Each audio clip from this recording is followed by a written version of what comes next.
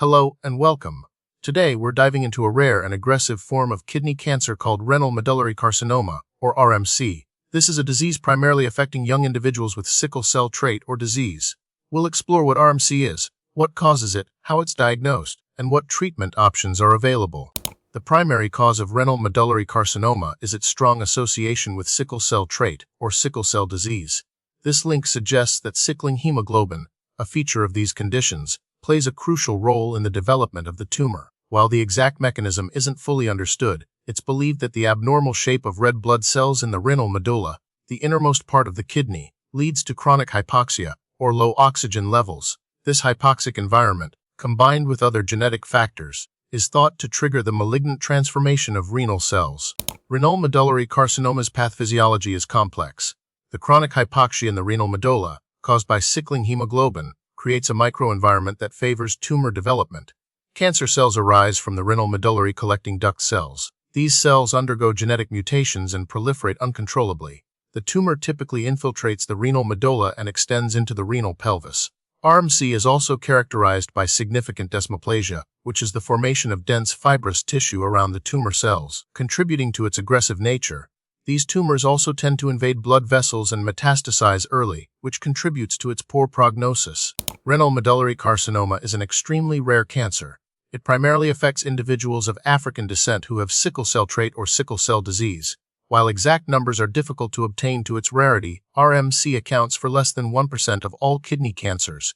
It typically presents in younger patients, with the median age at diagnosis being around 20 years old. Because of its strong association with sickle cell trait, it's crucial for healthcare providers to be aware of this potential risk in at-risk populations. The signs and symptoms of renal medullary carcinoma can be nonspecific, which often leads to delayed diagnosis. Common symptoms include flank pain, hematuria, blood in the urine, and a palpable abdominal mass. Patients may also experience weight loss, fatigue, and fever. Because these symptoms can be attributed to other, more common conditions, a high index of suspicion is needed, especially in individuals with sickle cell trait or disease.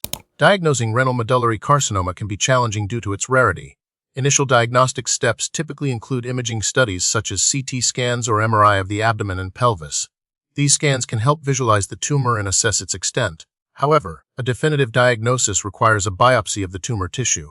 Histopathological examination of the biopsy sample reveals characteristic features, including poorly differentiated cells, desmoplasia, and often evidence of sickling hemoglobin. Immunohistochemical staining can help confirm the diagnosis by identifying specific markers expressed by RMC cells. Currently, there are no universally accepted classifications or subtypes for renal medullary carcinoma.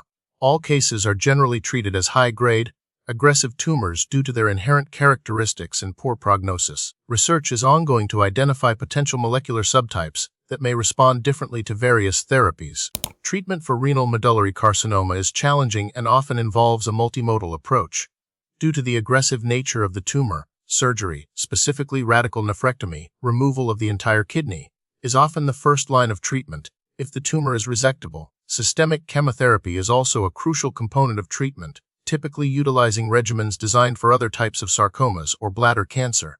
Radiation therapy may be used in some cases to control local tumor growth or to alleviate symptoms from metastatic disease.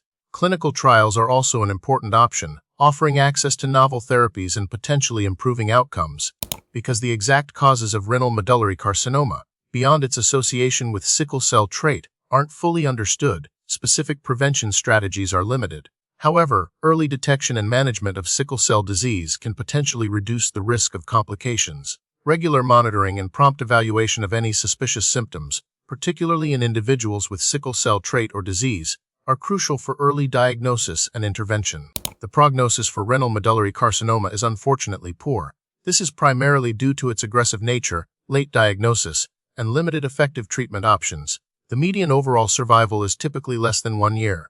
However, ongoing research efforts are focused on identifying new therapeutic targets and developing more effective treatments.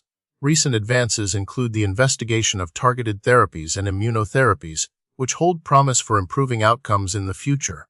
Furthermore, collaborative research efforts are essential for understanding the molecular mechanisms driving RMC and developing personalized treatment strategies. Although it is a devastating disease, continued investigation and collaboration offer hope for future advancements in its management.